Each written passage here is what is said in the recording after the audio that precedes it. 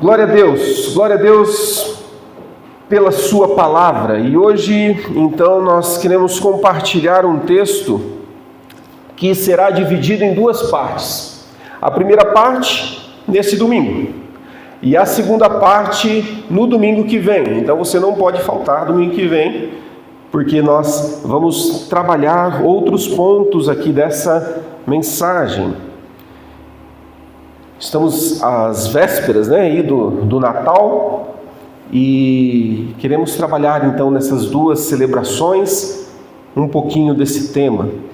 E vamos ver aquilo que o Espírito Santo quer ministrar às nossas vidas. Por isso eu te peço, abra o teu coração, abra os teus ouvidos espirituais, não esse aqui a gente tem facilidade de abrir, mas ouvido do Espírito, deixa o Espírito Santo falar ao teu coração. Tira todo filtro que possa obstruir. Faça uma oração aí no teu coração: Senhor Jesus, abra o meu entendimento. Abra o meu entendimento e me faça ouvir a tua voz. E vamos ver o que Deus quer nos ensinar, o que Ele quer ministrar ao nosso coração nessa noite. Eu vou passar por alguns textos aqui rapidamente e assim a gente vai construindo toda a nossa meditação dessa noite. Muito bem, antes da luz do Natal, antes daquela luz brilhar lá em Belém, todos conhecem a história, Deus já tinha acendido essa chama muito tempo antes. Muito antes dos reis olharem aquela estrela, os pastores irem em direção, seguirem a direção, muito antes Deus já havia acendido essa chama e essa estrela. E aconteceu lá no Éden, no meio de lutas, no meio de dor, no meio de um cenário não muito agradável. O Natal ele não começa então na manjedoura, mas ele acontece lá no Éden. E ele começa com uma promessa. E hoje, nessa preparação então para o grande dia do Natal, a gente vai caminhar pela história bíblica observando como que essa promessa do Senhor se sustentou. E sustentou a esperança de um povo, do povo de Deus, por gerações e gerações. E vamos entender como isso alcançou a gente hoje. A mensagem, como eu disse, ela vai se dividir em dois momentos. E eu queria que você atentasse para esse primeiro texto, que é a promessa plantada lá no Éden. Uma promessa iluminada depois por Isaías. Uma promessa localizada por Miqueias. São textos que nós vamos passar. E no final, a promessa confirmada com o anjo Gabriel. Abra sua Bíblia ou pode acompanhar aqui Gênesis 3, no capítulo 3, verso 15, apenas o verso 15. Gênesis 3, verso 15, diz assim esse verso: porém inimizade entre você e a mulher, entre a sua descendência e o descendente dela. Este lhe ferirá a cabeça, e você lhe ferirá o calcanhar. A primeira promessa, então, que nós vemos aqui nesse texto, é a promessa de Deus que surge no pior capítulo da história humana. O homem e a mulher, eles acabavam de pecar, desobedecer a Deus, dar ouvidos então para a serpente, comer do fruto que eles não deveriam comer, e eles naquele momento ali, eles recebem essa promessa de Deus. O cenário não tinha um coro angelical, não tinha uma noite feliz, nada disso. Era um cenário de tristeza, porque o homem havia caído. Mas é exatamente aí que Deus anuncia: da semente da mulher virá aquele que esmagará a cabeça da serpente. Interessante olhar para esse verso e ver duas verdades importantes. Primeiro, que Deus intervém, mesmo quando nós falhamos completamente. E segundo, a redenção ela não nasce da capacidade humana, mas da graça divina. Imagina, o homem havia pecado, o homem havia desobedecido, e naquele instante ali, então, Deus, ele dá uma promessa: eu vou restaurar. Vocês acabaram de estragar. Eu vou restaurar o que o pecado acabou de fazer. E ali, então, ele anuncia Jesus. Este que é mencionado no texto, ele está falando de Jesus. Este que lhe ferirá a cabeça, e você lhe ferirá o calcanhar, fazendo menção então da morte que Jesus passaria na cruz do Calvário. Ou seja, o Natal já estava sendo anunciado lá atrás, porque lá no Gênesis Deus já está falando: vai nascer aquele que vai redimir o povo. Vai nascer, virá aquele que vai restaurar todas as coisas. É como se nós pudéssemos encontrar um broto verde num campo inteiro queimado. Já viram aquelas, tem umas imagens, né? Que tem o campo todo queimado, mas nasce então uma pequena flor, uma pequena planta no meio daquele cenário. É exatamente essa cena que aparece aqui, que era de tristeza por causa do pecado, da separação.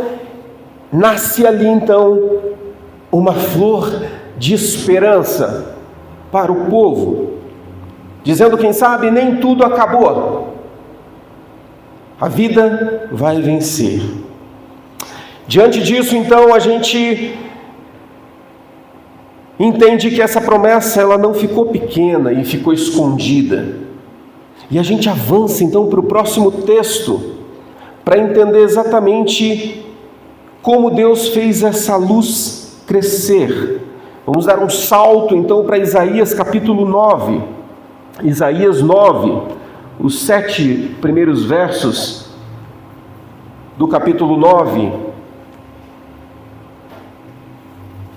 Diz: mas para a terra que estava aflita, não continuará na escuridão. Deus, nos primeiros tempos, tornou desprezível a terra de Zebulon e a terra de Naftali. Mas nos últimos tempos, tornará glorioso o caminho do mar, além do Jordão, Galileia dos gentios. O povo que andava em trevas viu grande luz, e aos que viviam na região da sombra da morte, resplandeceu-lhes a luz. Tu, Senhor, tens multiplicado este povo e aumentaste a sua alegria. Eles se alegram diante de ti como se alegram no tempo da colheita e como exultam quando repartem os despojos. Porque tu quebraste o jugo que pesava sobre eles, a vara que lhes feria nos ombros, o cetro do seu opressor, como no dia da vitória sobre os midianitas. Porque toda bota com que o guerreiro anda no tumulto da batalha e toda roupa revolvida em sangue serão queimadas, servirão de pasto ao fogo. Porque um menino nos nasceu, um filho se nos deu, o governo está sobre os seus ombros, e o seu nome será Maravilhoso Conselheiro, Deus Forte, Pai da Eternidade, Príncipe da Paz. Ele estenderá o seu governo e haverá paz sem fim sobre o trono de Davi e sobre o seu reino, para o estabelecer e para o firmar com juízo e com justiça, desde agora e para sempre. O zelo do Senhor dos Exércitos fará isso. Ou seja, a promessa ela é iluminada no meio da noite. Imagina que havia sido... Deus então fala lá no Gênesis que viria aquele que restauraria a humanidade. E chega então Isaías e ele começa a falar num momento não de alegria, mas era um momento de opressão, era um momento de trevas, de medo, de confusão política, em que o povo de Israel vivia, mas a condição humana continuava exatamente a mesma. O pecado ainda reinava, o povo andava em trevas, e Isaías então declara: o povo que andava em trevas viu grande luz. O povo que andava em trevas viu grande luz. Aqui a promessa ela ganha um contorno mais claro, porque Isaías ele classifica quem é o Messias. Ele mostra quem é o Messias. Ele dá nome ao Messias, maravilhoso conselheiro, Deus forte, Pai da eternidade, príncipe da paz. Deus então revela a sua natureza na figura do Messias, verdadeiro Deus, verdadeiro homem. Ele reafirma a sua fidelidade com o povo. Imagina, a gente está falando de muitos e muitos anos que se passaram. Nós vivemos uma época onde a gente não tem paciência para absolutamente nada. Não é verdade? Nós não temos paciência. Se você acha que você tem paciência, queria ver se você vivesse nessa época aqui. Será que você ia se manter fiel às promessas? Será que você ia se manter fiel àquilo que você ouviu lá atrás? O povo ainda andava em trevas, mas ele viu grande luz. E agora, quando Isaías traz essas características do Messias, a gente vê a frase aqui que reafirma a fidelidade de Deus. O zelo do Senhor dos Exércitos fará isso. O zelo do Senhor dos Exércitos fará isso. Então, Isaías se torna como um farol que aparece no horizonte durante a noite. Ainda não é o amanhecer, ainda não é dia claro, mas ele então é a certeza de que o amanhecer está vindo. Não sei quantos já tiveram essa oportunidade de olhar o amanhecer, e você olha no horizonte, o sol ainda não aparece, mas os pequenos raios, aquela luminosidade começa a aparecer, dizendo assim, vai vir o sol, o dia está chegando, mas ainda não é dia. Você apenas vê sinais de que o dia está chegando. Isaías, então, quando ele traz essa palavra, é como se ele fosse esse amanhecer. Ainda não era a luz do dia, o povo ainda sofria. Mas eles começam a ter a certeza de que o amanhecer estava vindo. Interessante que o Messias, Deus, ele não apenas disse quem viria, né, falando a respeito do Messias, mas agora a gente vai para mais um texto que mostra de onde ele virá. Sabe aquele que foi dito lá no Gênesis, lá no Éden, que viria e esmagaria a cabeça da serpente? Então, sabe aquele cara lá? Então, sabe aquele que Isaías profetizou, o maravilhoso conselheiro, Deus forte, príncipe da paz? Sabe ele? Então, ele está vindo. E está vindo de um lugar muito específico. E aqui a gente entra no outro texto de Miqueias, capítulo 5. Miqueias 5, a partir ali do verso 2 até o comecinho do verso 5. 5, 2, diz: E você, Belém Efrata, que é pequena demais para figurar como o grupo de milhares de Judá, de você me sairá aquele que há de reinar em Israel, e cujas origens são desde os tempos antigos, desde os dias da eternidade. Portanto, o Senhor os entregará até o tempo em que a que está em dores tiver dado a luz. Então o restante de seus irmãos voltará aos filhos de Israel. Ele se manterá firme e apacentará o povo na força do Senhor, na majestade do nome do Senhor seu Deus, e eles habitarão seguros, porque agora ele será engrandecido até os confins da terra, e ele será a nossa paz. Miqueias então agora fala: mas você, Belém Efrata, de você sairá. Belém, pequena, irrelevante, improvável, mas Deus soberano escolhe essa cidade para que o improvável pudesse revelar o inevitável. Olha que maravilhoso! E dando um salto, abrindo um parênteses aqui, quando a gente vê Jesus já começando o seu ministério, quem ele chama para segui-lo?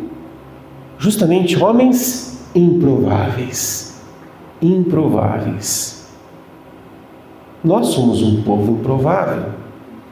Ou você acha que você é alguma coisa? Ou você fala assim, não, mas Deus acertou em me chamar. Olha também, quem sou eu, né? Deus não poderia me deixar fora disso. Não, nós somos improváveis. Ou você acha que eu sou o melhor pastor do mundo? Não. Tem uma infinidade de outros homens muito melhores do que eu. Eu sou improvável. Mas Deus tem dessas. Escolhe de uma pequena cidade para que o Messias viesse. Uma família também improvável. Ele escolhe. Aqui então nós vemos que a promessa ela se aproxima do seu auge, porque lá em Gênesis ele nos deu a vitória prometida. Quem sabe Adão e Eva ali, ao se deparar com essa promessa, fala, ufa, então existe uma saída que virá. Não sei exatamente quando ela virá, mas ela virá. Então Gênesis traz essa vitória prometida. Depois ali em Isaías, ele nos dá a identidade do rei. Aquela vitória prometida agora está na figura de um rei, e Isaías fala quem ele é, e Miqueias nos dá o endereço de onde ele vai aparecer. Olha como é que Deus age no compasso dos tempos. Ele vai revelando, ele vai se deixando mostrar, ele vai se revelando ao povo.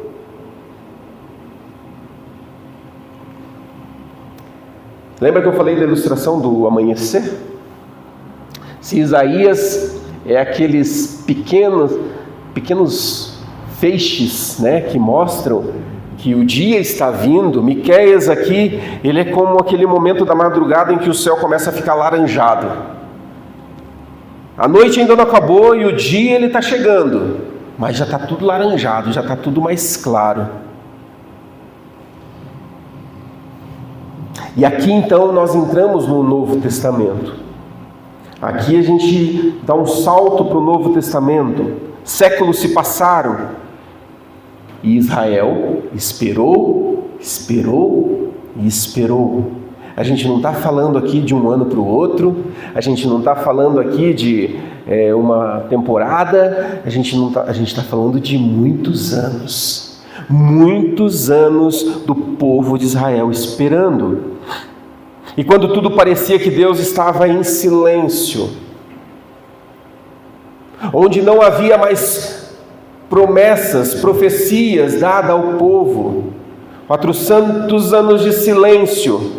Imagina se na época dos profetas, que eles traziam a palavra de Deus, já era difícil nós imaginarmos como que o povo caminhava nessa expectativa, um dia vem, um dia vem, um dia vem, um dia vem. Você passar ali 400 anos sem ninguém falar nada, sem haver nenhuma profecia. Israel esperou até que Deus fala a uma jovem. Lucas, no capítulo 1, verso 26. Lucas, capítulo 1, verso 26. No 6º mês, o anjo Gabriel foi enviado por Deus a uma cidade da Galileia chamada Nazaré, a uma virgem que estava comprometida a casar com um homem da casa de Davi, cujo nome era José. A virgem se chamava Maria, e aproximando-se dela o anjo disse: Salve, agraciada, o Senhor está com você. Ela, porém, ao ouvir essa palavra, perturbou-se muito e pôs-se a pensar no que poderia significar esta saudação. Mas o anjo lhe disse: Não tenha medo, Maria, porque você foi abençoada por Deus. Você ficará grávida e dará à luz a um filho, a quem chamará pelo nome de Jesus. Este será grande, será chamado Filho do Altíssimo. Deus, o Senhor, lhe dará o trono de Davi, seu pai. Ele reinará para sempre sobre a casa de Jacó, e o seu reinado não terá fim. O anjo então aparece para Maria e diz: você vai ficar grávida. Você vai engravidar daquele que será grande, daquele que foi prometido. O Senhor lhe dará o trono de Davi e ele reinará para sempre. Aqui Deus então coloca um selo final em tudo aquilo que a gente já viu. A semente prometida no Éden, a luz anunciada por Isaías, o rei prometido a Belém. Era ele, o Messias. Lucas então ele é a ponte perfeita entre as promessas e o cumprimento, que nós vamos falar mais no próximo domingo. E ele nos leva até o limite da manjedoura e nos convida a voltar para conhecer essa promessa. Então eu volto a dizer, não falte na semana que vem. Então, meus irmãos, quando a gente olha para todo esse cenário de Gênesis, de Isaías, Miqueias e Lucas, a gente percebe uma verdade dolorosa e ao mesmo tempo libertadora. Deus nunca fez a sua promessa brilhar em dias fáceis. Percebeu? Em todos os momentos em que havia a profecia a respeito do Messias, o povo sofria em trevas, passava por lutas. Isso fala diretamente com a nossa vida, porque você e eu não vivemos contos de fada, não é verdade? Nós vivemos por lutas, nós vivemos batalhas, a gente vive realidade dura, a gente vive momentos cheios de tensões, perdas, esperas, frustrações. E quando nós observamos essa história, a história da redenção da humanidade, e a gente tenta entender o que isso tem a ver comigo hoje. Ok, está falando de Jesus, o Jesus que veio para me redimir, que veio fazer nova todas as coisas. Mas, na prática, o que isso tem a ver comigo hoje? O que mais o Senhor quer nos ensinar com todo esse roteiro que Ele escreveu ao longo dos tempos? Será que Ele não quer nos ensinar algo muito específico? Será que Ele não quer trazer à nossa memória algo que nós precisamos viver nos nossos tempos difíceis? Volto a dizer, o povo, quando recebia as promessas, passaram-se muitos e muitos anos, tempo talvez suficiente para que o povo desanimasse e falasse: quer saber, acho que não vai rolar não, acho que não, sei lá, será que é verdade mesmo? Desde quando você, meu irmão e minha irmã, está ouvindo falar que Jesus vai voltar? Por que não voltou ainda? Cadê esse Jesus que está voltando? Está vindo a pé? Você consegue compreender? A gente está ouvindo que Jesus vai voltar há muito tempo, então cadê esse Jesus?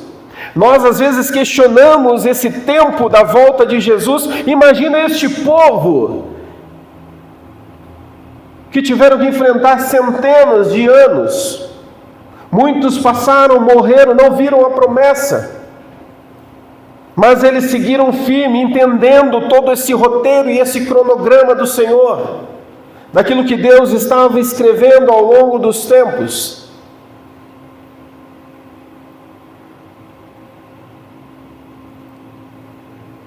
É justamente aqui que a promessa de Deus quer nos alcançar. Aliás, precisa nos alcançar.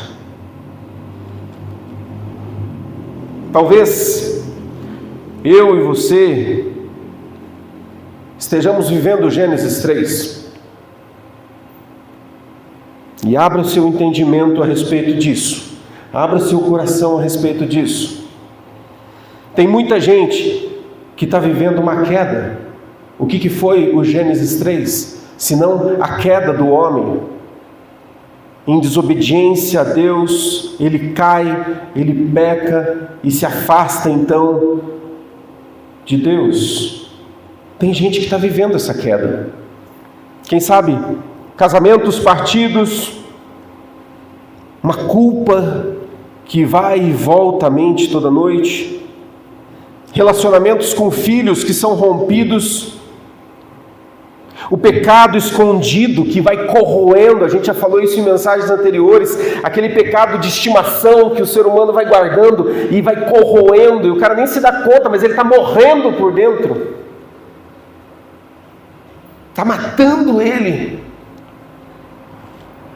Decisões erradas que viraram cicatrizes. Tem muita gente vivendo Gênesis 3.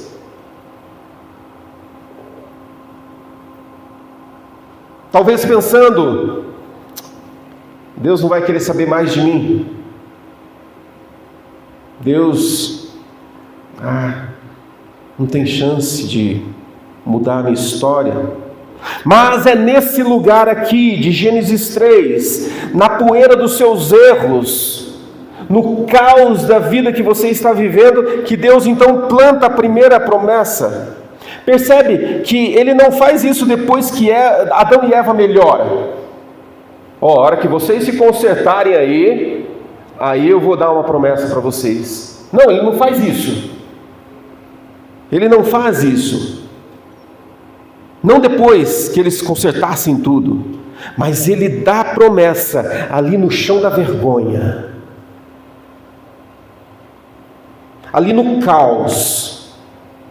Talvez, imaginando aqui a cena, talvez Adão e Eva prostrados ali, envergonhados de tudo aquilo que aconteceu, sem nenhuma expectativa, sem nenhuma esperança. É ali no chão da vergonha que Deus dá a sua promessa. Então, meu irmão, minha irmã, significa dizer que a graça de Deus, ela chega antes da sua capacidade humana em mudar. Isso que é maravilhoso. A palavra de Deus diz que Ele nos amou e Ele nos perdoou quando nós ainda éramos pecadores, quando nós ainda estávamos iludidos com o pecado. O Senhor antes nos amou. Então a promessa não depende do teu desempenho, não depende do teu desempenho, depende da fidelidade dEle, e Ele é fiel. Ele é o fiel. O Sr. Edgar leu o texto aqui no início da celebração, falando que Ele é bom e fiel.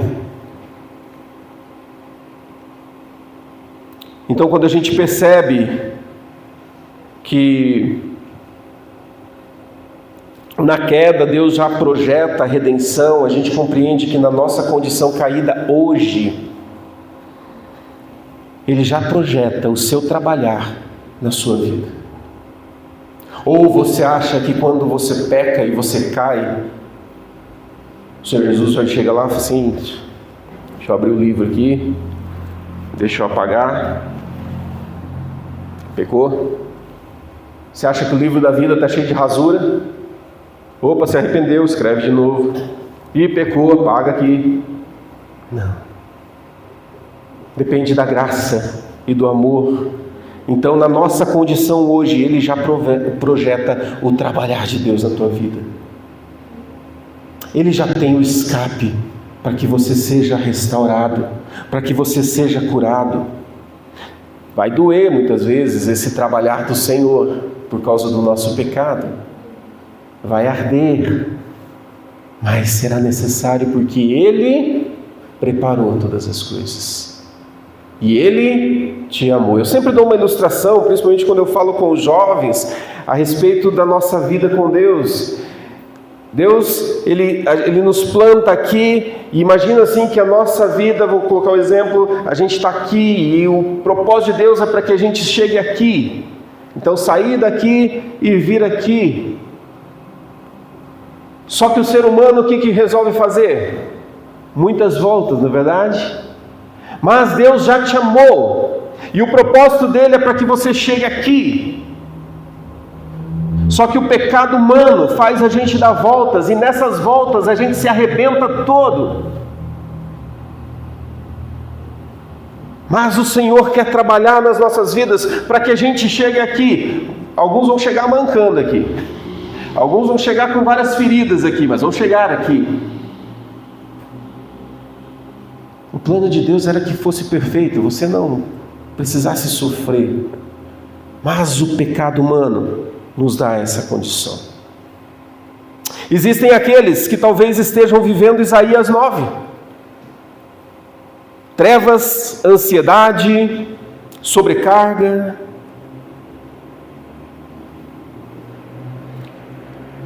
Que talvez não tenha caído, mas estão cansados, estão esgotados. Trevas, não necessariamente viver no pecado, mas pode ser viver na dor, viver no sofrimento, noite sem dormir, pensando nas contas para pagar, tratamentos, exames, doenças, medo do futuro. Muitas pessoas, elas sequer conseguem pensar no futuro. Se você perguntar o que você pensa ser ou estar daqui 10 anos, a pessoa não sabe dizer, porque ela já não sonha mais, porque ela já está vivendo numa condição que ela já está desesperançada. Isaías, ele fala para nós aqui que a luz apareceu porque o povo, ele não fala que a luz apareceu quando o povo tinha força, ele fala ao contrário, né? Quando a luz apareceu porque Deus não desiste daquele que está no escuro. Lembra? O povo andava em trevas, viu a grande luz. A luz, ela aparece porque Deus, ele não desiste daqueles que estão no escuro. E talvez muitos estejam vivendo Isaías 9, momentos de desesperança, e talvez a única oração dessa pessoa seja: Senhor, só não me deixa desistir, eu estou cansado. Está difícil a jornada. Está difícil a jornada. Mas lembra do exemplo? Que Isaías é como aquela noite que ainda não amanheceu, mas você começa a ver os primeiros risquinhos ali de claridade. Dizendo assim: ó, o dia está chegando, aguenta aí. O dia está chegando. Está logo ali. Ainda não apareceu, mas está chegando. Ele vem, ele está vindo, ele nunca falhou.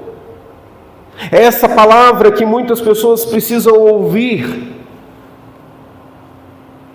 porque as lutas, as dificuldades, os problemas do dia a dia vão corroendo. Eu falei lá na praça, no Viva Castro, a respeito de João 10:10, né? Falando a respeito do ladrão que rouba a esperança, rouba a nossa expectativa, rouba a nossa vontade de viver muitas vezes. Mas Isaías é aquele apontamento: ó, ele está vindo, ele é o Deus forte, ele é o Pai da eternidade, ele é o príncipe da paz. Cristo se revela como nosso consolador. Então, meu irmão, se você está vivendo Isaías 9, Saiba que Ele é o Consolador, Ele é o Deus protetor, Ele é o Deus que olha para nós e enxerga a nossa dor, e se compadece da nossa dor. Ele não é um Deus que está alheio, fala assim, não, você está assim por culpa tua, se vira. Não, esse não é o nosso Deus, mas é um Deus que se compadece. Príncipe da paz, é o Deus que nos traz a paz. E a paz que excede todo entendimento é justamente essa paz que vem ao nosso coração no meio do caos, no meio das dificuldades, no meio das lutas, no meio da aflição. Muitos vivem, Isaías 9, mas outros talvez vivam Miqueias 5, esperando e não vendo nada acontecer. Não vendo nada acontecer. E aqui podemos dizer que é a fase mais difícil, né? Porque se naqueles que estão vivendo Isaías 9 estão cansados, porque a dor, as lutas estão minando suas forças, aqui em Miqueias, ele espera, mas ele não consegue ver um milagre, não consegue ver uma reconciliação, não consegue ver um emprego que bate em todas as portas e nenhuma se abre, uma cura de uma doença que está ali anos e anos e anos e clamando e não vê essa cura chegar, nenhuma porta se abrir. Não há sentido para a vida. E quando nada acontece, você pode se perguntar, será que Deus se esqueceu de mim? E eu já vi muita gente fazer isso. E eu já ouvi muita gente falar isso. Será que Deus se esqueceu de mim? Ele deve estar ocupado demais, cuidando das coisas do mundo. Nem se importa mais comigo. Porém, Miqueias nos lembra que Deus não chega atrasado, mas Ele chega preciso. Quando a promessa fala assim, vai vir, e vai vir lá em Belém.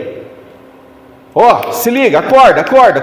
Lembra aquela promessa? Então, Ele está vindo, e está vindo sabe onde? Lá em Belém, naquela cidadezinha improvável, naquela cidadezinha pequenininha. Ele está vindo. Ele está vindo. Ele não chega atrasado. Aquela frase popular, né, que eu falo que é a frase do inferno, né? Deus tarda, mas não falha. Quem já ouviu, né? Deus nunca tarda. Ele nunca tarda. Ele age no momento certo.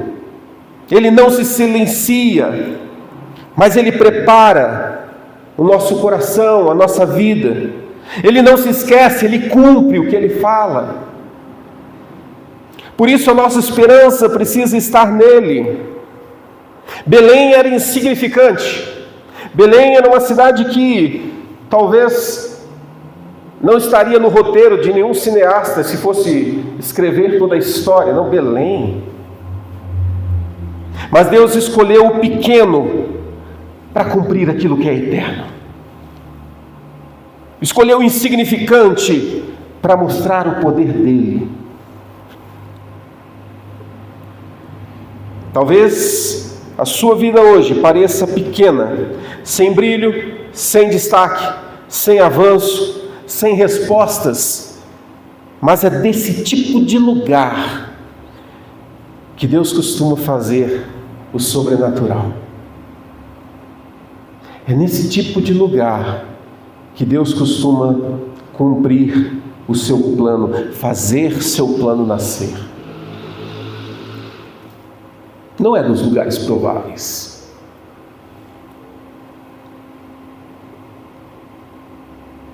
A gente precisa entender que nada foge ao olhar do Senhor. Ele já enxerga o panorama completo. Aquilo que a gente não pode ver. Eu costumo sempre orar assim, eu falo, Senhor, me faz enxergar as dificuldades com os teus olhos. Eu sempre oro assim. Senhor, me faz enxergar com os teus olhos. Porque com os meus, eu vou desistir. Porque com os meus, eu não vou encontrar solução. Mas se eu enxergar com os teus olhos, se eu ver aquilo que o Senhor está vendo, a minha fé é renovada. Deus tem o tempo certo para operar. E por fim, talvez você esteja como Maria, recebendo finalmente uma promessa, mas é uma promessa grande demais para você suportar. Maria ouviu uma promessa impossível. Ela nem era casada. Como é que ela ia engravidar? Ela não tinha estrutura. Porque imagina, a mulher já não era valorizada, já não era mencionada. E de repente ela aparece grávida. Vocês acham que naquela época eles iam pegar José e falar assim: ei, José, sabe? Não, eles iam para cima de Maria.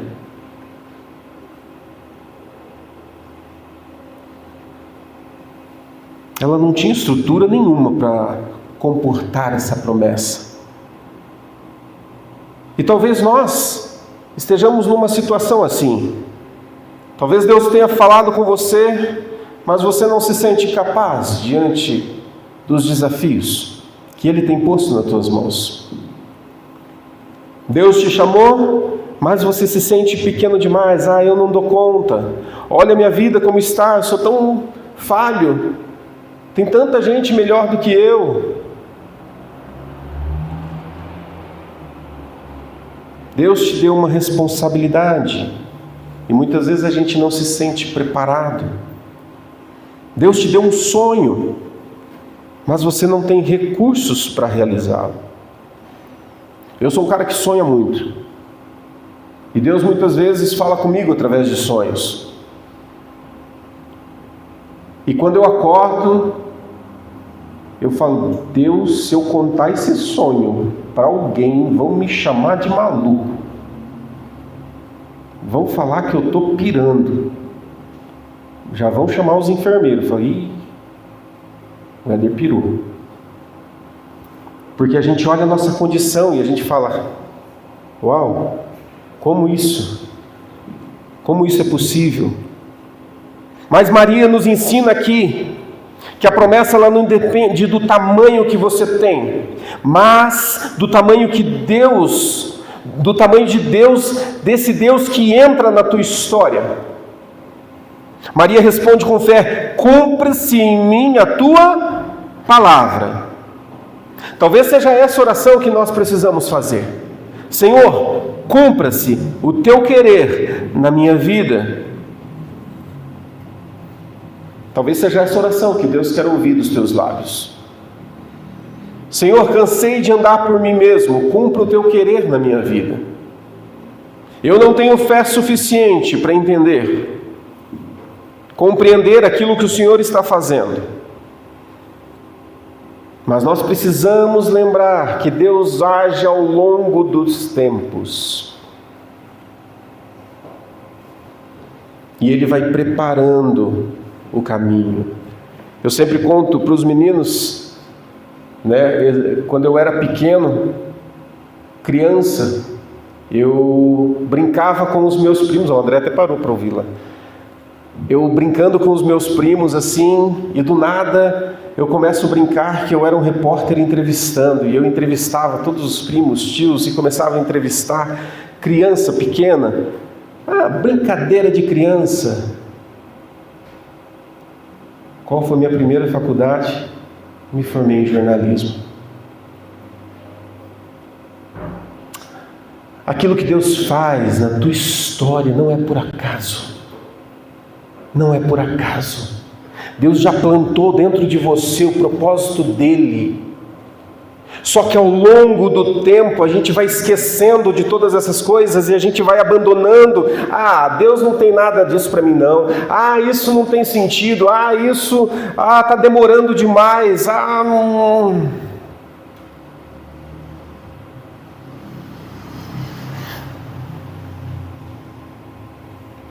A gente precisa compreender que Deus age ao longo do tempo. E nós precisamos nos guiar a uma fé que olha para aquele que está além do tempo e que olha o cenário por outro prisma. Meu irmão, minha irmã, escute com atenção. Deus, Ele não apenas fez uma promessa lá no Gênesis, mas Ele sustentou essa promessa até o fim, até que o Messias nasceu. Ele cumpriu a sua promessa. Ele não falhou. E se Ele não falhou em enviar o Messias, você acha que Ele vai falhar nas promessas que Ele tem para mim e para a sua vida? Não. Nós precisamos crer. Quando a gente ouve a promessa de que Ele estaria conosco até o fim dos tempos, nós precisamos ler isso, ouvir isso e falar assim: é verdade. Ele falou que vai estar comigo até o finalzinho, até quando tudo acabar. Eu preciso crer. Ele prometeu o Messias e enviou. Essa promessa Ele também vai cumprir. Relembrando, Ele prometeu no Éden, Ele ilumina no exílio, Ele localiza em Belém, dá o endereço, e Ele cumpre na manjedoura. Essa é a esperança do Natal. Se Deus guardou a sua promessa por gerações, Ele também vai guardar a promessa que Ele tem para cumprir na sua vida. Então, se você ora pela conversão de alguém, continue, não desista, vá até o fim. Não olhe para as pessoas dizendo: acabou, não tem chance, não existe mais perspectiva. Não. Natal é isso. É Deus entrando na história para garantir que as promessas dele se cumprirão. E essa é a nossa certeza. Então, meu irmão, abra seu coração e continue crendo, confiando e ansiando pelo grande dia do Senhor. O grande dia do Senhor agir na tua vida. Acredite, cada um de nós temos algo para realizar. Ah, mas eu já sou idoso, já sou velhinho. Eu acho que eu já li algum texto na Bíblia dizendo que na velhice daria frutos. Alguém mais leu isso ou não?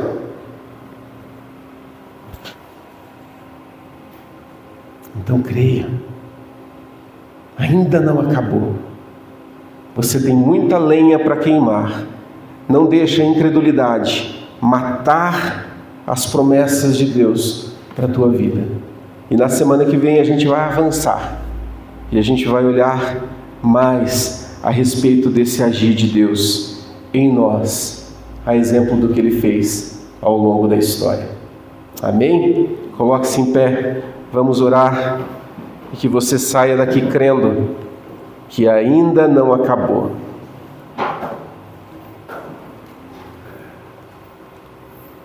Senhor Jesus, Senhor amado, obrigado pela Tua palavra.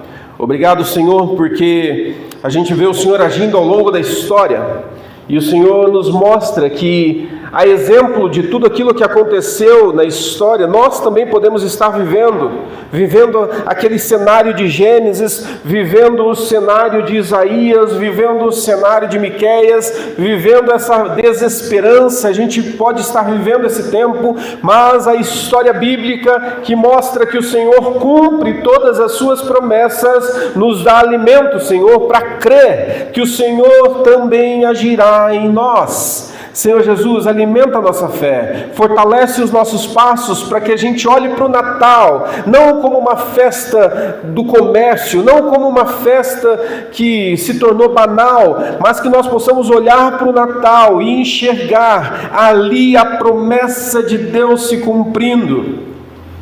Senhor, faz isso em nós, age nas nossas vidas e transforma a nossa realidade. No nome de Jesus. Amém. Amém. Que Deus nos abençoe.